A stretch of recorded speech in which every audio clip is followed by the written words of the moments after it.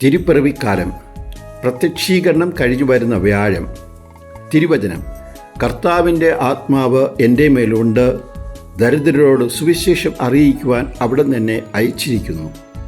ലൂക്കായുടെ സുവിശേഷം 4:18.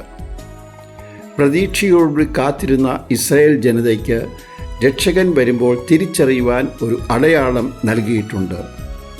ആട്ടിടയന്മാർ തിരിച്ചറിഞ്ഞത് പിള്ളക്കച്ചയിൽ പൊതിഞ്ഞ ദിവ്യ ഉണ്ണിയെ കണ്ടുകൊണ്ടാണ്.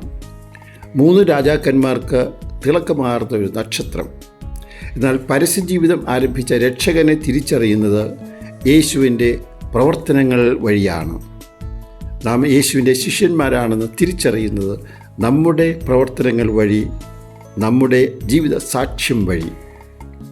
പരസ്യജീവിതം ആരംഭിച്ച രക്ഷകനെ തിരിച്ചറിയുവാനുള്ള അടയാളങ്ങൾ: അന്ന് പാർശ്വവൽക്കരിക്കപ്പെട്ട ചുങ്കക്കാർക്കും പാപികൾക്കും സുവിശേഷമായി മാറിയ യേശു. എല്ലാവിധ ശാരീരിക രോഗങ്ങൾ ഉള്ളവർക്കും സൗഖ്യമായി മാറിയ യേശു.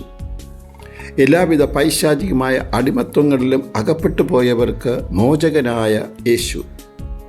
രക്ഷയുടെ സ്വീകാര്യമായ വത്സരം പ്രഖ്യാപിച്ചുകൊണ്ട് നല്ല കടനെ അന്ന് തന്നെ സ്വർഗത്തിലേക്ക് കൂട്ടിക്കൊണ്ടുപോയ യേശു.